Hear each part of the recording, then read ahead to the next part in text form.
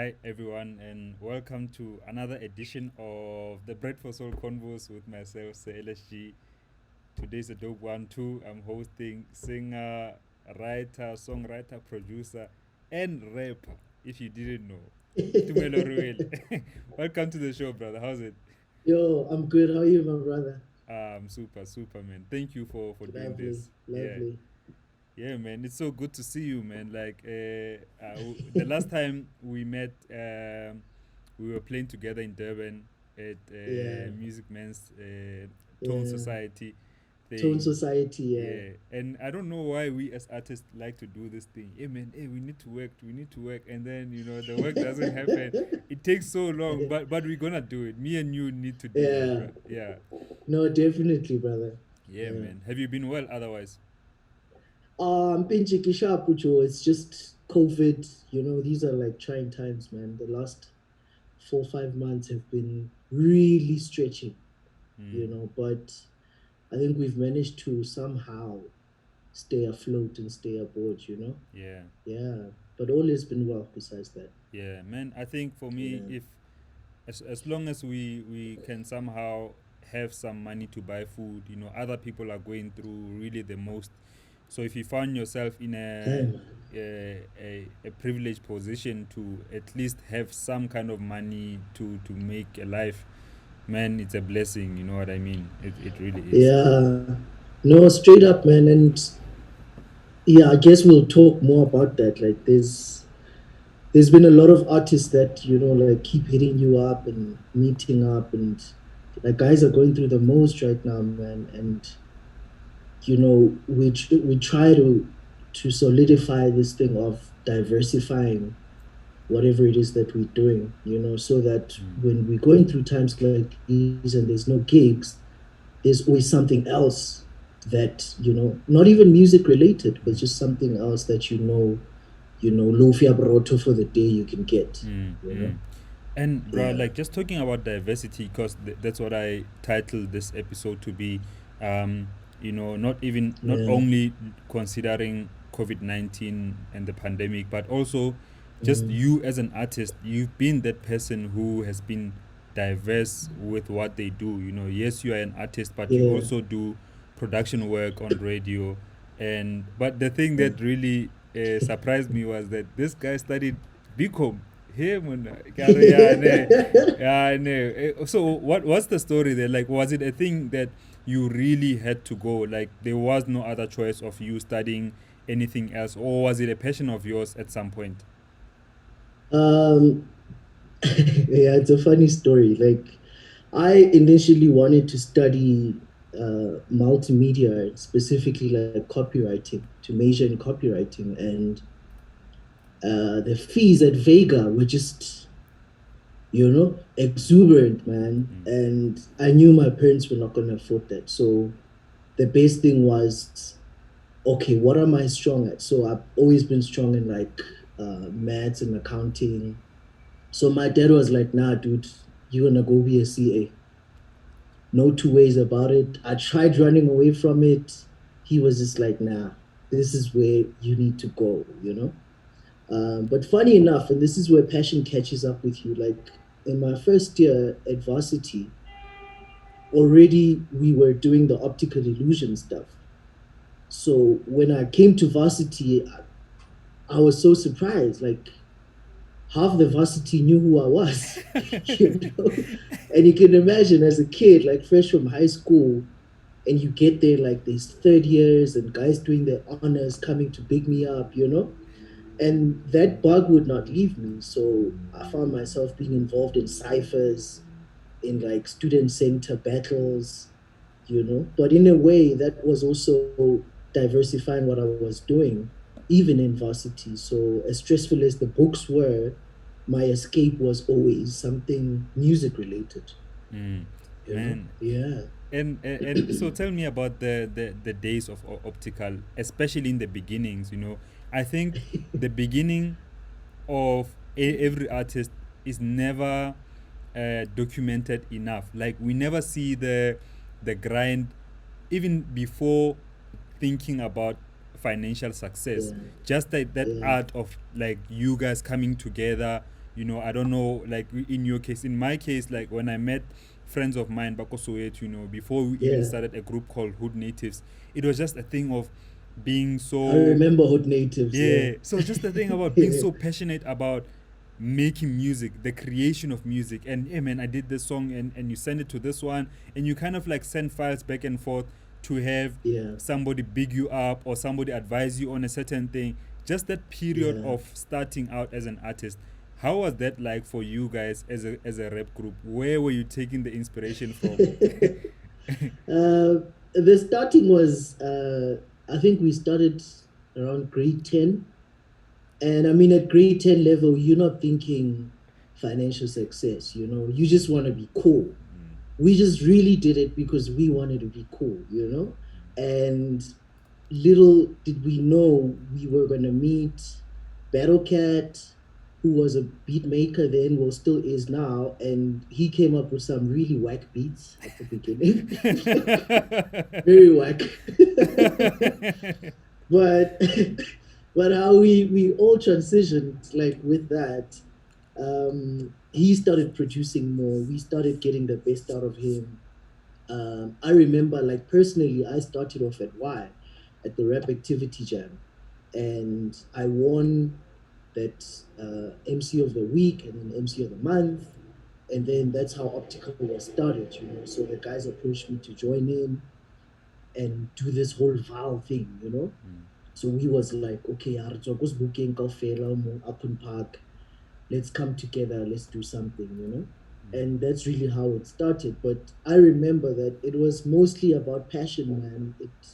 It was never about girls, about bling, about big cars. It was really, yo, I got the coolest flow, Mm, you know? mm, And I'm gonna talk about my surroundings and all of that. So even when you listen to the music now, you can kind of tell where our headspaces were at the time.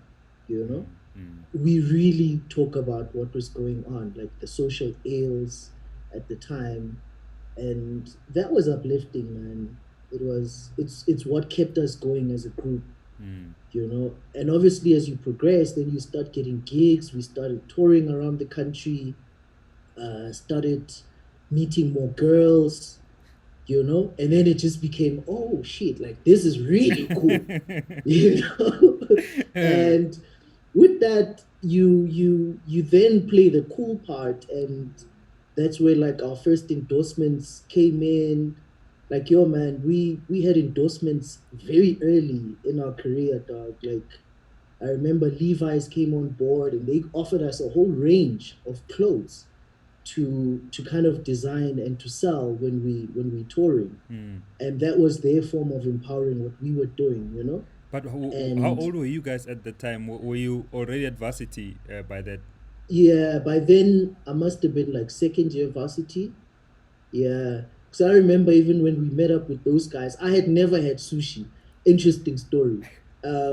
As a group, actually, I think we all had never had sushi. So we went to this spot in Parkhurst.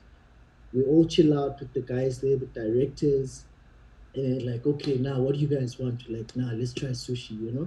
And then they're like, okay, but then as soon as it gets here, excuse me, there's something we all need to try. But yeah, you guys, that's your initiation.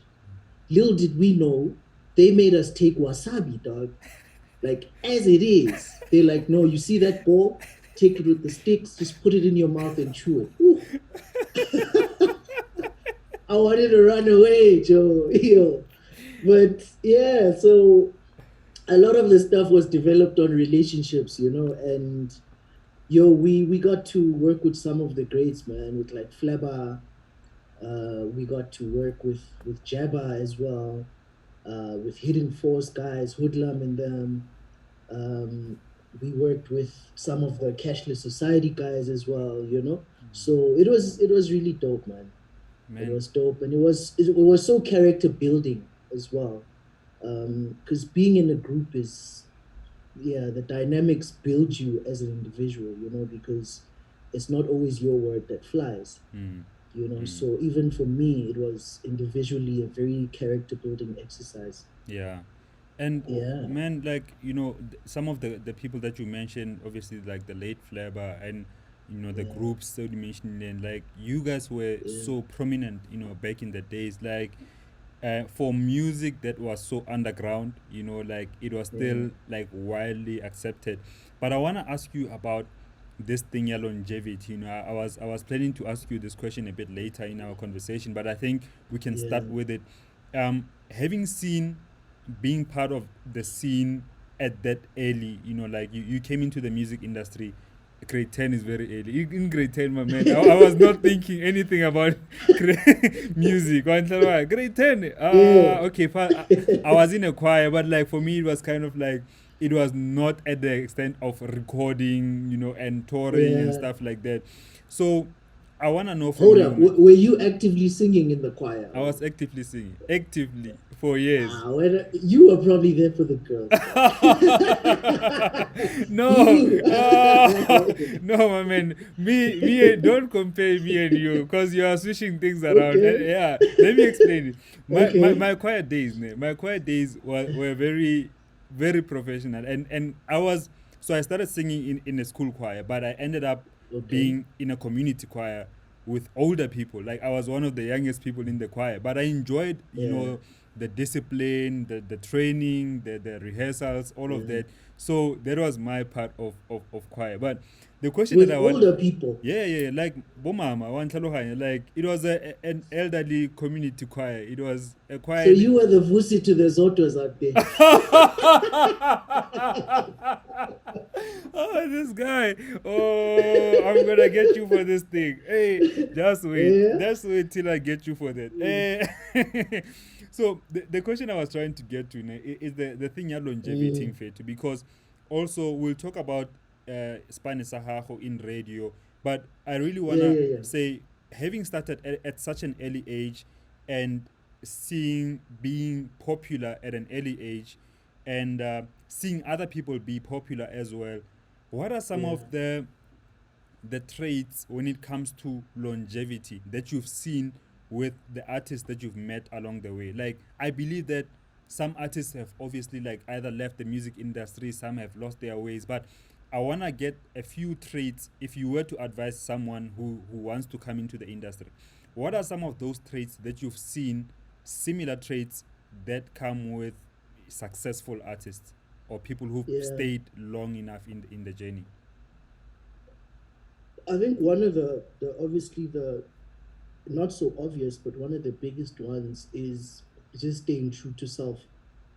Like the artists that I've met that have done extremely well are the ones that kept to their guns, that never really strayed from not just the music in itself, but from the hustle and that passion, because longevity really is um, effort extended over time. Mm. That's what longevity is. So you just keep putting in an effort, staying true to yourself. um, the same effort you put in when you had 10 Rand is the same effort you're going to put in when you're a millionaire. You're just doing it on a different scale. So the guys that have really put in the effort throughout their careers, the guys that have stuck to their guns, even in terms of the sound, and sound does evolve. Sound always evolves, but it's just about knowing what's the sound that carries your passion, because also there's a lot of artists that have kind of like fallen by the wayside because they felt they want to be the coolest thing at the time. So because the Yenos are in right now, you want to jump in there and do Yenos because this and this is in right now. And in so doing over time, you kind of you losing your essence, because Mm. here you are, you're building an audience, you're building a following, and then at some point, when these people are here with you, you leave them and be like, yo, hold on, I'm gonna just get off quickly, do this, see how it works out. I'll be back in a year or two, you know? And that kind of like breaks your trajectory in longevity, So it's that mostly. And just pray, man. Like we serve a God of relevance, man. Like I strongly believe part of why we are kept relevant is um without going too deep, but you know, the Bible says, like, be transformed by the renewing of your mind. So as you renew your mind every day, you stay relevant. Mm, mm, Even in music, it applies. Yeah. mm. Man, that is so true, and I relate so much with that because I've had in my own way moments Yeah. of, maybe you could say, doubts of, okay, this music, I know the music is good that I'm doing. I mean, Hmm. I'm loving the music, but and it's well received, for this kind of Yeah. music. I felt like my music has been so well received by people, but Yeah. at the same time, I got to a point where I felt like, how can this be received more, or do I need Yeah. to change this sound in order for me to get more audience, and while trying to get, I ask myself these questions, and actually trying to do other forms of music that I felt, just trying new sounds that I felt could work maybe for a certain Yeah. market, and Yeah. some people can do that very well, but I've tried it, Yeah. and it doesn't work for me. So I think, so Yeah. I think what's important as well is that, like, the thing that you say is very true. You need to know what works for you as a person, Yeah. like something that works for Tumelo might not work for me as an artist, Exactly. and Yeah. and you need to really be honest about it too. Once we get to Mm. that point, then we can get to the how we make this work as best as we can, Yeah. Yeah. um, Yeah. Yeah. I want to take you back a bit, man, and talk about Pretoria, and because now you at school, but you're an Yeah. artist. What else is happening in Pretoria? How do you now get into singing? But were you already singing while you were part of Optical? Yeah. So firstly, like I feel like I was born a singer. You know, a lot of hip hop heads hate me for that, but that's me. That's my truth. Yeah. You know, I just happen to be cool enough to know how to put words together and rhyme with them. You know, so singing has always been my first calling. So when I got to Pretoria, yeah, the rap would be there, but then I'd be going into. I remember I went to Tings and Times in Hatfield, and they had these open mic sessions there, and everyone just knows me as this rapper. And then this boy of mine plays guitar, and I'm like, yo, man, can you play these chords, these chords, these chords? And then I went up on stage and I started singing, and everyone was like, oh shit, oh, he can do that too, you know. So funny enough, at the time, um, there was this dude with a big afro, this tall guy with a big afro, and he's just like, yo, man, can we remix that song that you were singing there? And it's a song that we had done for Expressions. I don't know if you remember Expressions, the compilation. Oh, damn. There's a song there that we did, and this dude's like, but now, like, I don't trust nobody, man. Yeah. You know, and he's like, nah, man, I'm legit. Like, let's do this. So we go into studio, we go to Multiracial Records, big up to Cisco, man, one of the guys holding it down, you know? Yeah, for sure. We go out there and we remix this song. Dude puts it on his album and he wins his first summer award.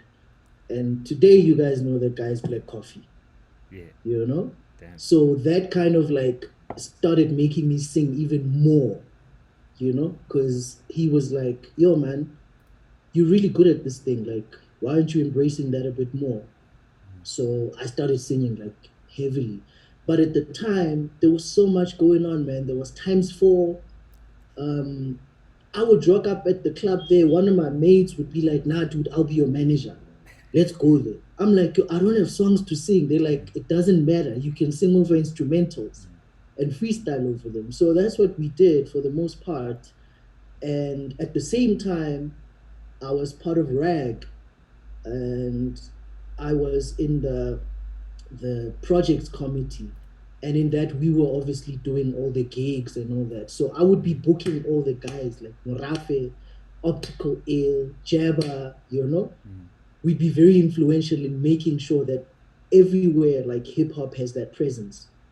And the other side of it was there's all these gigs happening at Jack Buddha, Kanalita.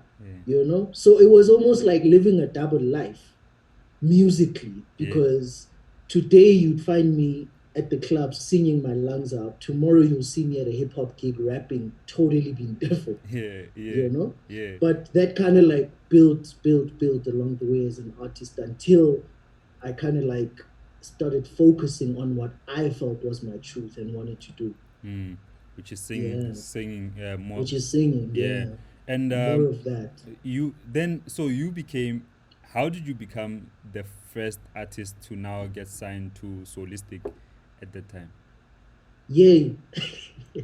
So, yo, man, and no one talks about these beginnings, but I'll talk about it anyway. So, Please do, man. Yeah. brother was driving a polo, like those old polos The polo with player. the polo player. Yeah. Like he fetches me there by my flat. It's like, yo, let's go for lunch. We go for lunch. We go to the McDonald's in Hatfield. We chill upstairs there. We have a meal. I think it was a Saturday. It's like, yo, man, there's a gig tonight. Let's push through. Um, Next thing is like, yo, you've seen like, this the singing thing is really doing well. So I'd like us to work on more music. And now the guy looks more trustworthy. He doesn't have an afro anymore. Like now he's shaved his head off. And I'm like, okay, cool. What do you have in mind? He's like, um, I'm starting this label called Solistic, and I'd like you to be a part of it. Like, be the first artist that we work with. And how it's gonna be is it's laid out, man. Like, we'll do more of what you want, what your sound is. We will structure things in such a way that they work for you, because at the time I'm at school as well you know so then I was like, no, cool, man. And then we started working, and we started working towards my first album, which took forever. Like, it didn't even sound like that when we started. It was a very heavy neo soul type of influence, because by then I was listening to a lot of Dwele, a lot of Erica. So I wanted that sound. But that sound was not going to work at the time, you know? And we tried it, like a couple of events, perform, and the songs were beautifully written, but because they were slow, you couldn't really place them anywhere. So Nati was like, Vana, let's up the tempo of this, bro. Like, take these songs, let's up the tempo. Started upping the tempo, and most of those songs then started becoming the feed into my first album. So it didn't start off like on that boof, 122, 120 BPM. It started off on like 110, you know?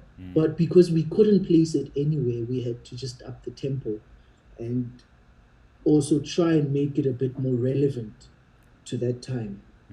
Yeah. And your collaborations with Black Coffee, bro, like him being a producer in most of your singles, especially earlier in the day, you guys did Yeah. some firework, bro. Like you Hey. did some really really super songs, Mhm. and you released your first album. I think it was Arise and Shine, right? Yes, sir. Yeah. So man, and with so many dope songs, now you're at Solistic. The album is there. The Yeah. music is getting played. Yeah. Did you now get a sense that now the success is coming? Like, what was your mindset at that time? The mindset, and this is what I was referring to earlier, the consistent effort over time, was really, we still need to hustle. Even though now I'm singing for a stadium of like 15,000 people, I didn't want to start thinking of myself as this big star, because I was afraid that I'm going to now dampen my efforts in consistently trying to be a dope artist. So definitely, like the success was there. I mean, the album got nominated for a summer award, and everywhere you now go, like everyone's like, oh my gosh, it's that guy who sings with Black Coffee, you know? But then my measure of success was not that. It wasn't the fame, it wasn't any of that. It was how many people have I touched and influenced. It was how much has this music given me in terms of everything. Like, has my net worth moved up with what I've been doing, you know? And then everything else comes after. Because then my thing, especially coming from a academic background, was always like, how is something shifting your net worth? If it's not, then you need to relook at why you're doing it, how you're doing it, you know? So yeah, the success was there, it was good, but I was a bit harsh on myself. Like, I was very harsh on myself in that, what is it doing for me? You know, has it shifted my life in such a way that I can say, okay, this shit is good? And what was the Or answer is then to those questions? the Like, answer was no, it hadn't. You know, it hadn't. Yes, you get endorsements, Puma comes on board, gives you clothes and whatever, but that is not a measure of whether you're successful or not. You know, the measure then really becomes, is it really shifting your life and the people around you? Are you able to go back home and fix whatever needs to be fixed? Are you able to take one of your nephews or nieces and take them to school and pay them throughout? You know, if it's not doing that for me, this is not for everyone, for yeah. me, then it's like, it's not there yet. Yeah. So at the time, yeah, it was nice, man. Like, I paid off a couple of things, um, but also, like, was it fulfilling to me? It was, because I got to travel out a bit, like go overseas now and then, see the world. Um, but overall, the shifting of net worth wasn't that great, and that was my measure. Yeah. And then, so then, what do you do, bro? Like, when you are in a position that is seemingly, if somebody from the outside is looking at you, is like, man, this guy's so successful, like he's working with Black Coffee, his song is playing Yeah. everywhere, and yet Yeah. you are feeling like, man, this thing is not really popping the way I want it to pop, like, what do you then do? Like, what are some of the things, your decisions Yeah. that you make from that point?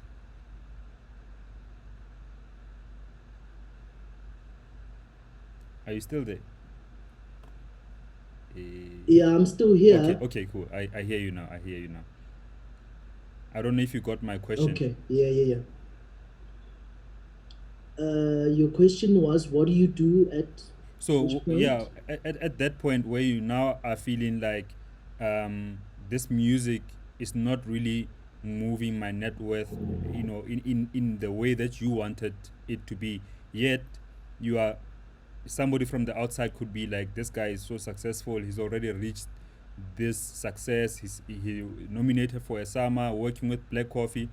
What are some of the decisions that you had to take then to really step back or step into the right track, of really, what do I say, managing your perception of success, like getting back onto that? What did you do? I had to go back to why I'm doing what I'm doing. There's an interesting Simon Sinek graph about why you're doing something, how you're doing it, and what is it that you're doing. You know, a lot of times when we feel like that, we need to go back and ask ourselves, like, but why am I doing this really? You know, because the first point of fulfillment is with you first. You know, so I had to go back and ask myself, okay, why did I get into music? And the answer was always because I need to touch people, influence people in a certain way, and I wanted to also uplift people around me who are talented. And once I did that, then it was like, okay, let's regroup, let's re-strategize and find a way forward. Mm. Yeah. Okay. So just to answer your question, then the decision was, how am I going to do that? Then the best way for me was, okay, you need to get deep in the trenches and start your own label. Mm. Yeah. Yeah, man, and true music was born, I guess, from there. Yes, sir. Yeah, Yeah. but before we carry on with that, Ned, I've got a note, a voice note from a friend that I wanna play for you. Let's play it, and then we'll carry on with our conversation. Cool, cool, cool. Hi everyone, this is Music Man. Let me first greet my brother and say, Ruele. Yeah, he'd greet back and say, Ngwan, you know. This is a friend of mine, a brother of mine. Tumelo, I appreciate you. Ruele, I appreciate you, my brother. I love you, my friend. Thanks for everything. If I say everything, I mean everything. A lot of people won't know that I do what I do today. It was because of a seed that was planted 10 odd years ago. Especially that trip we had to Bloemfontein. What a trip, man. That trip we had to Bloemfontein, on our way back, where we made a decision and said, we'll start doing events, we'll start, contributing and changing the narrative about the future of house music. That trip changed my life, because that's where I decided to do my first ever event. You will remember, and you were never too busy to give me advice.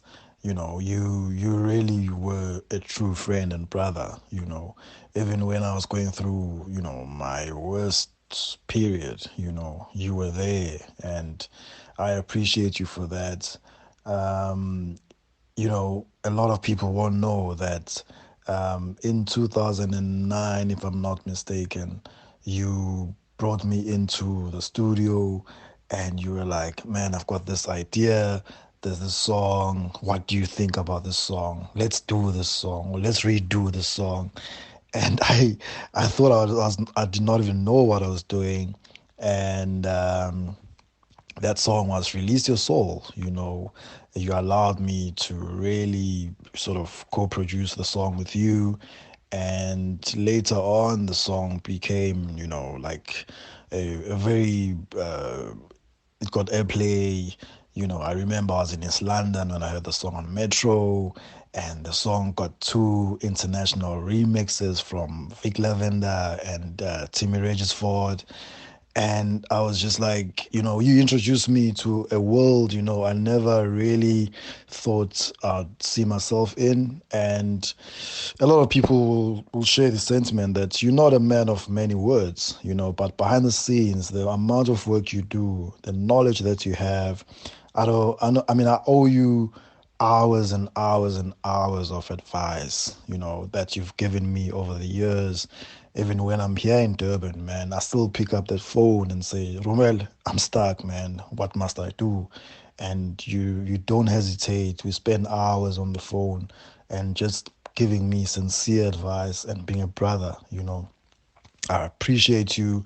I love you, man, and I love what you've done for the industry. I know you have a project coming up. I wish you all the best. You know how we talk about these things, and thanks for being so consistent. Thanks for being so true to the art, and thanks for being so consistent with your soulful heart, your beautiful heart. You have such a big heart. I can't recall a day where actually you were angry. In all these years that we've been friends, and I really appreciate you, and I admire you, and I respect you. So really, shout out to Sir LSG, man. You guys are doing a great job there. I appreciate you with your podcast. Shout out for having my brother Tumelo. And really, guys, this is an amazing, amazing, amazing era. And this is just great for house music and the craft and arts.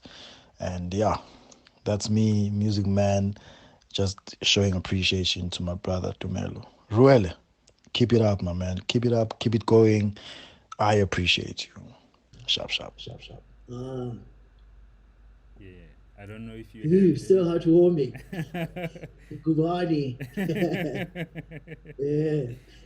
Yeah, Yeah, man. man. Nah, man. Thanks for those words. Yo, I know he's probably listening and watching. Thanks for those words, man. I appreciate you.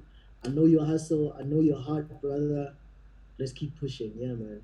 Yeah, man, and music man, and I will have him on the show like one of these days. Yeah. And one other thing specifically that I like about Mbuso, Yeah. Mbuso, I don't know if I actually like it, but he's got this very strong handshake.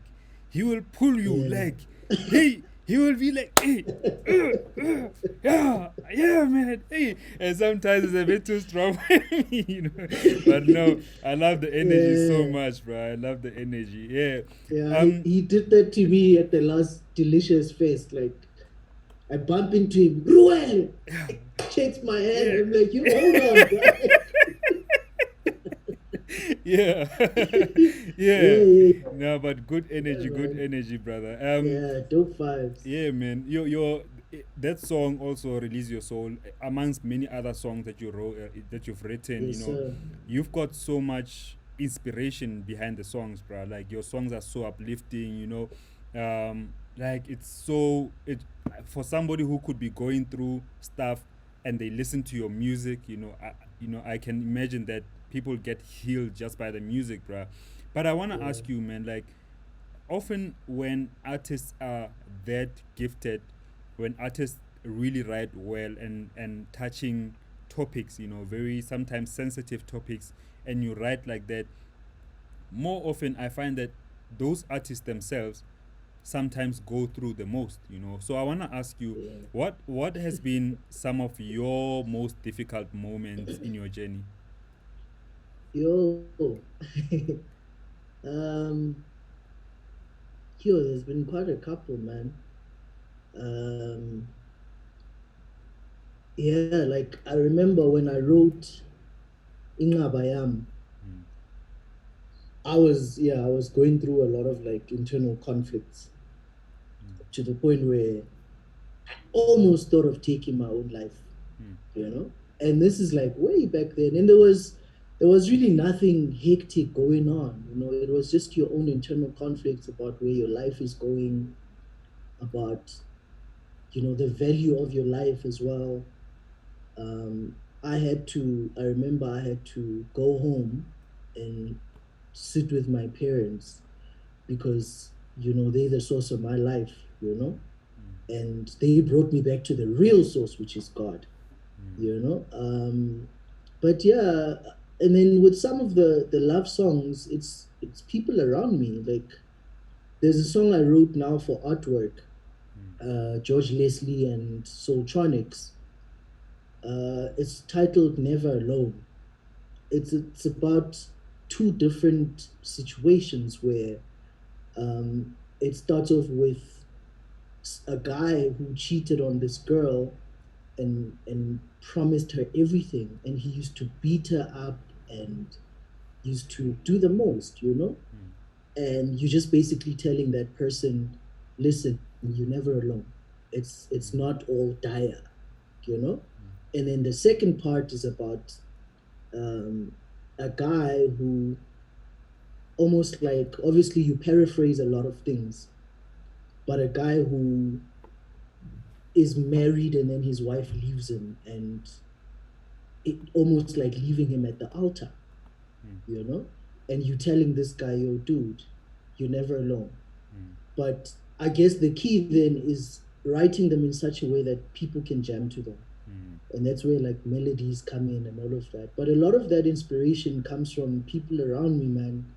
Like, I could see people fighting at a club after a performance and save that memory And when I get into studio, I recall everything, and then I just start writing. Some of the songs were about a breakup that I went through, which was hectic, but years ago, and you heal after that. But I also realized that in trying to heal, you're not the only one going through that journey. So how about open yourself up and uplift everyone else that's going through that, and tell them that, yo, it's okay, man. Like, there's still your whole life ahead of you, So it's a lot of the things that are going on around me. And this is why sometimes it's so hard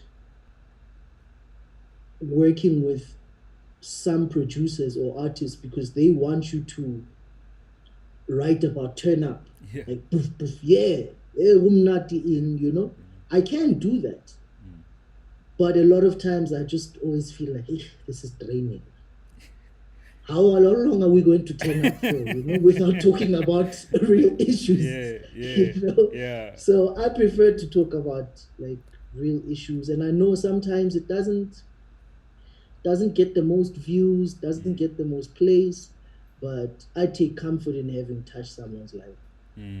Right, and it's such Yeah, a powerful thing because I think uh, it's another question that I wanted to get to. Like as artists, when you are so real and you write about the real stuff, ne, then you get yeah, into an argument within yourself sometimes yeah. of how why is this music not being played, why aren't more people hearing this music. And most of the time you'll find that Mm-hmm. actually the music is so dope, it's good enough to be playing alongside everything else that plays on radio, and I Yeah, think yeah.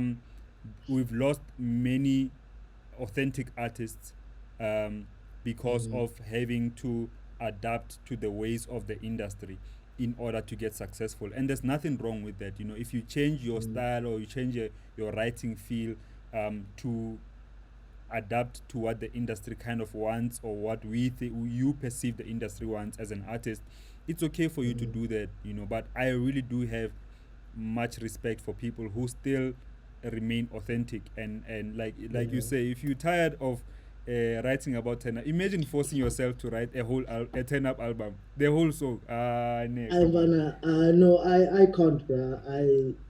I cannot. But just touching on that as well, like, uh, I was telling a friend of mine last week, I think, a good friend of mine, Wako, he works in radio as well, that, what digital media has done right now is not really nullify radio, but make it an option. So the fact that people can log on their phones or their tablets or PCs, whatever, and type in Sir LSG and listen to exactly what they want to listen to at that time. The fact that people can create their own playlists, obviously, is going to tell you that not everything is centered. And I work in radio. I know, like, not everything is centered around what's playing on the radio. And you find a lot of indie bands, you find a lot of artists blowing up on YouTube and blowing up on all these platforms, because now everything has opened up, and it's an opportunity for every artist to really take head on and kind of make sure that your music is everywhere. you know don't rely on the radio doesn't prescribe what we should be listening to anymore. In fact, the radio is now catching up to what's on the streets. True.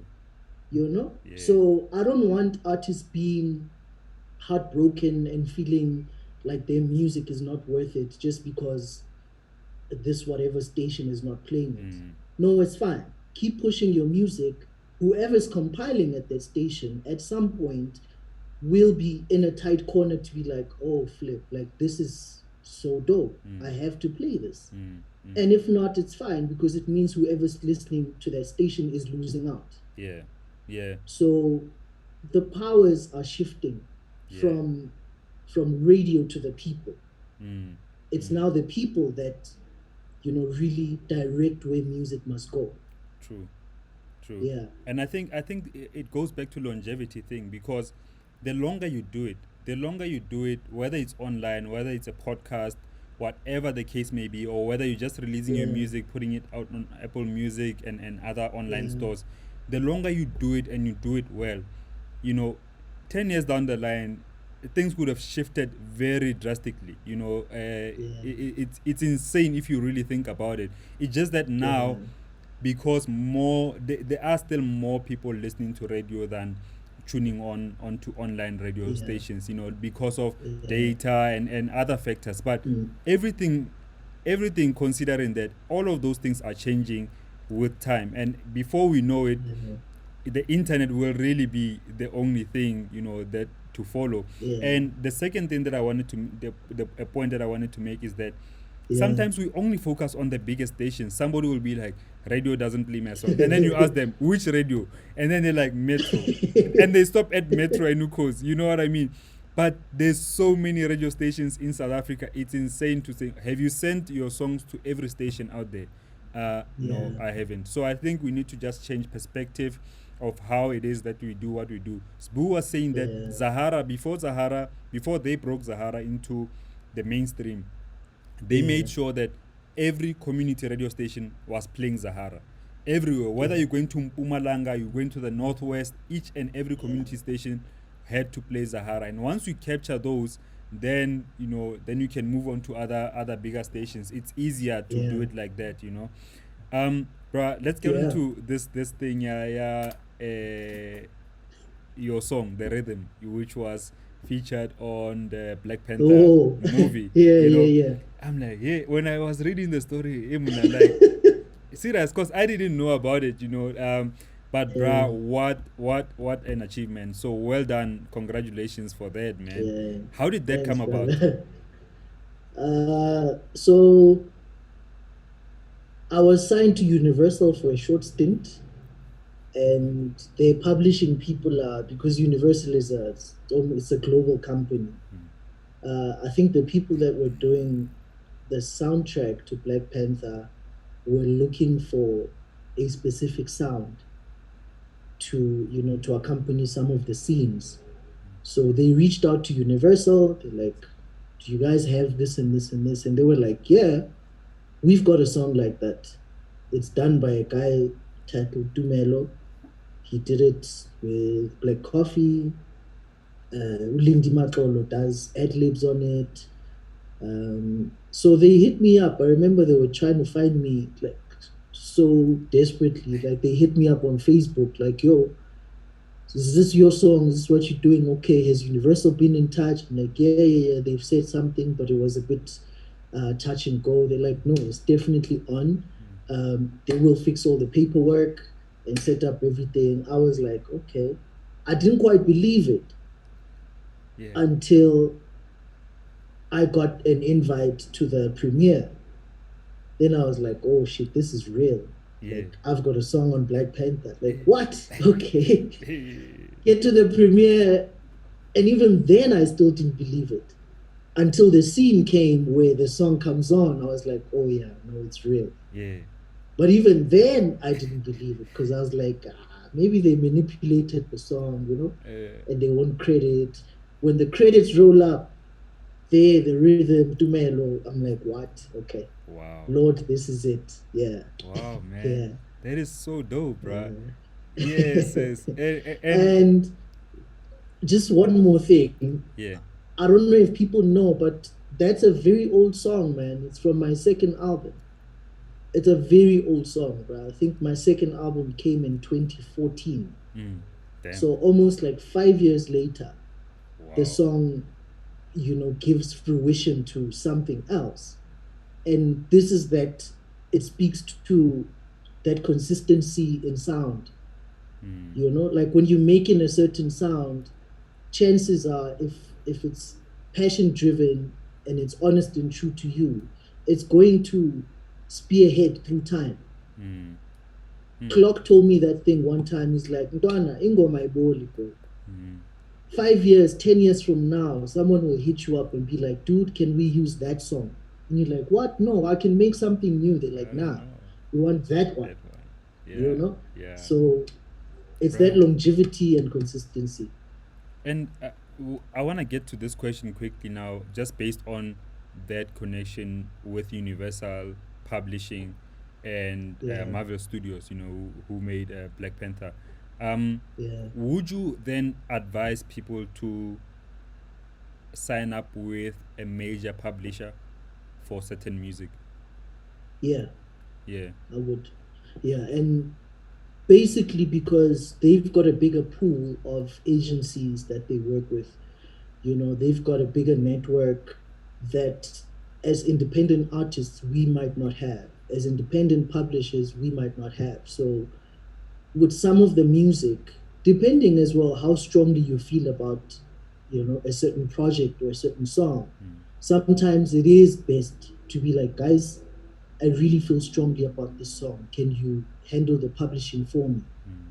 mm, And in that way, your song gets exposed to a bigger network of people. mm, mm. Yeah. Yeah, I had a conversation with an entertainment lawyer, Katle Malachi, earlier Yes, yes. when I started K the show. Malachi. Yeah, K Yeah. Malachi, bro. So he mentioned the same thing that sometimes artists are afraid to get into publishing deals because you are told Yeah. no, you need to be independent, you need to do everything on your own. But what's the point of doing everything on your own if you can't make it work? You know what I mean? So Exactly. if you decide to do your own publishing, then tell me, what are you gonna do then to get your music out there? Can you get your music into Exactly. uh, local TV films, even TV dramas, Yeah. anywhere? Can you do that? Do you have the capacity to do that? And if it's a You no, don't. then at least you need to rethink publishing and what it is, because it's more than Yeah. just saying I'm publishing my own music. Yeah. If you're not doing anything about it, then Then you're not Joe. really You, publishing. you know Yeah. what? I always explain it in this sense of being in relationships and being, yeah, no, I'm independent. I clean my own house, I'll do everything, this, and your girl comes around, you're doing everything. Like, but are you really getting the best out of life, out of your time? Mm, If someone else can come on board and partner with you on this, are you not going to be more fulfilled? And that's how I always look at that whole relationship, because it doesn't mean you take your music and you hand it over and you're like, hands up. mm, No, it's going to live in their network. If you see opportunity somewhere, you tell them that, yo, I want this song on there, mm, or not even I want. How about mm, you propose this song to be on this and this Netflix special? mm, mm, And they've got a bigger influence in making that happen. mm. And I mean, Yeah. the other thing with that, I do have to ask you about, you don't have to tell me exact numbers, but tell me about the money, bruh, from such publishing deals. Is it like really nice? Is it nice, nice kaching? uh, it's good money. Yeah. No, It's that's good money, and everyone got paid that worked on it. yeah, Yeah, bruh. everyone got paid. Dope, Yeah, dope. so yeah, everyone got paid. I think we're all smiling. Yeah, You obviously, money can never be enough.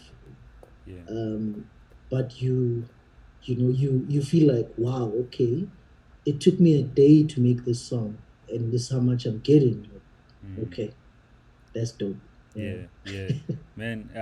That's good enough for me, because I think that's another. yeah. Money is a motivator too. Like no matter It what we is. say, because we need to just be honest about it. Like if Yeah, you're getting, and now that you've seen the Black Panther thing happening, you now have even more belief that more such things could happen. So I yeah, guess that your outlook into your work, it becomes even more amplified. Like your energy into your work yeah, becomes amplified. Bruh, you yeah, worked for YFM, you worked for 947, and I mean 7022. yeah. Um, what exactly do you do there now at 702 and 947? So I wish I had something on here. So all the imaging that you hear for 702, for 947, I would be part of the team that does that. There's certain campaigns that I handle there, like a lot of like client stuff, station positioning stuff. Um, so I basically produce everything that you hear that is not music or the DJ talking. Mm, I see. So if you hear this is why, Yeah, like it's something I would have made. yeah, Or 947, that's something I would have made. yeah, yeah. Okay, Yeah. man. Before Rifate Zamfit, I do have another voice note from one of the guys that you work with currently. Let me play it, and then Yeah. we'll conclude our conversation. Yo, George Leslie here. I was asked to talk about my working experience with Tumelo, and yeah, I've worked with Tumelo since I think 2008 when I got booked by his brother Jose Ruele to come play bass for his Arise and Shine album launch.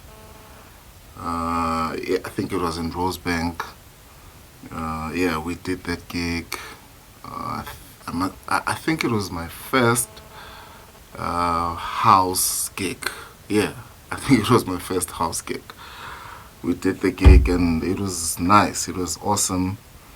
And yeah, man, like since I started playing with him uh, on that day, we never stopped. I started playing as a full time bass player.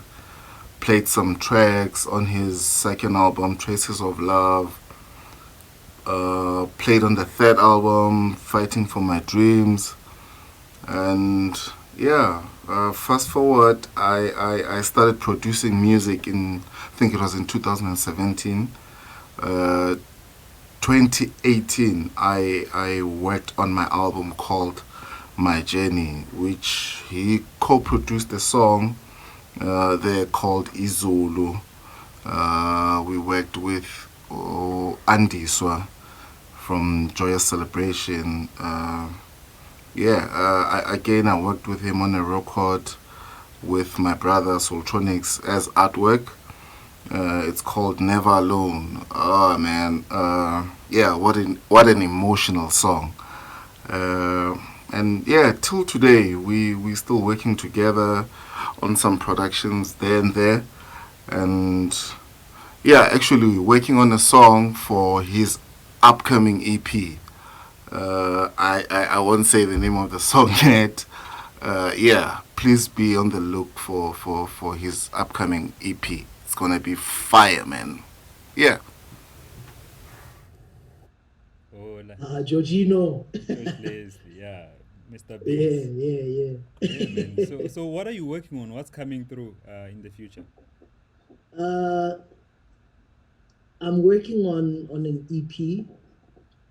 Um, I think it's safe to say the title. You the first person in your platform to hear the title Thank you. for it. So if you think my first album was a rise and shine, right? Do you know what follows after that? Unsinga's gay, How TV baby, Lipecho. Sorry, sorry. What comes in Okay, after that? so the whole scripture, I think it's Isaiah 60 goes, arise and shine.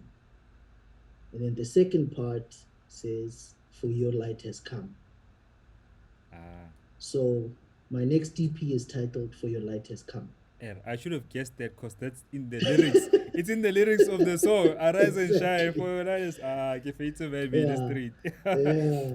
But So yeah, it's titled For Your Light Has Come. yeah, bro, I'm Yeah. looking forward to that. Um, Yeah. one last thing that I have to ask you this, bro. Like, and you need to Mm. be honest with me. Have you ever? I mean, you've got one of the most smooth voices ever. Like, how open I'm feel to. Your voice is so smooth. I'm like, this guy.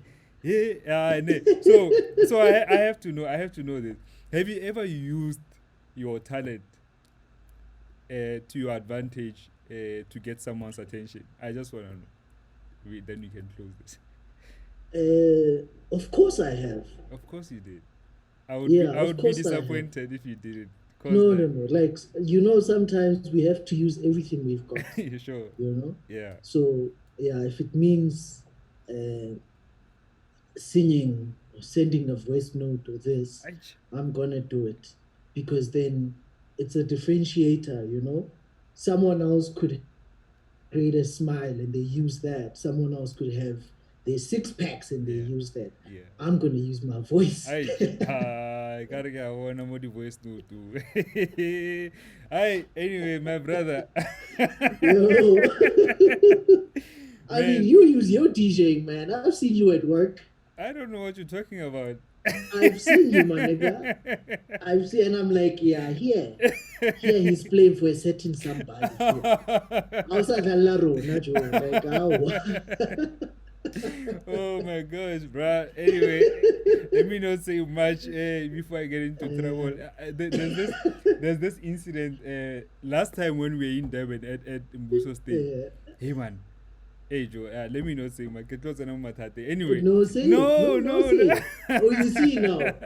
Okay, so you know what Say it, happened? my brother. Let me tell you what happened. I was playing, bruh, and out of nowhere, here comes a flower. Like somebody was giving me flowers, like while I was playing. I'm like, hey, Kanti Yeah. music is so powerful. You know what I mean?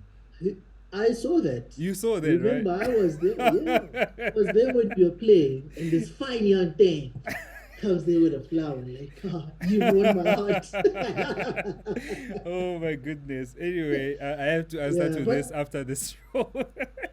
but isn't that the perks of what you do, though? I mean, it comes with the territory, right? um, It's sometimes it's people just really showing love and appreciating what you do. yeah, yeah, So yeah, yeah. if before we even close off, like, to say this to you, like, for me, you've been one of the most consistent G's, bruh. And especially from our school, from our peers, it takes a lot to be that consistent. Whether it's production, whether it's this platform, whether it's you getting into branding your own clothes, that takes a lot, bruh. And big up for that, man. And big up to Bread for Soul and everything you guys are doing. You know, I feel like there's a blessing in the storm that we're currently in. And once we get out of the storm, the people that have been consistent will get the reward. Bruh, Everyone else who's just sitting back and kind of like waiting for things to change, things will never be the same. So it's best you create your foundation now, so when the storm is over, you not even hitting the ground running, you've been running. So big up to you and what you're doing, brother. Yo, bro, thank you so much. This means a lot, man. Like, because also it's not easy to be consistent in something where financially, like, it doesn't really nothing is coming through, but like for me, one of the things, bro, that I'm so grateful for is, like when I have someone like you on the show and some of the stuff that you share, I learn so much from it. So, and the fulfillment also comes from knowing that someone else is learning from it, and every day as I'm doing the show, I'm learning something new each and every day. Yes, sir. And for me, it's like, man. now it really makes sense why I have been in the industry for such a long time, why I had to take the TV journey too, and what has that brought into my life.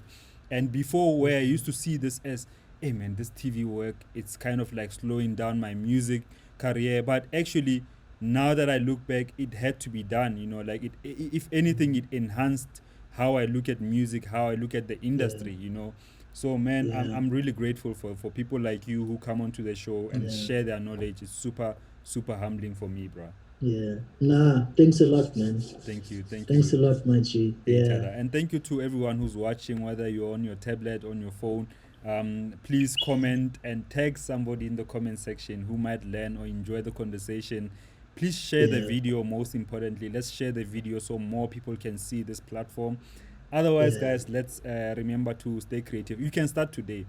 That idea that you think you need somebody else before, start today with yourself. Do as much as you can with whatever that you have. and before you know it, you're gonna have something amazing. Peace out, guys. True. Hola. Peace.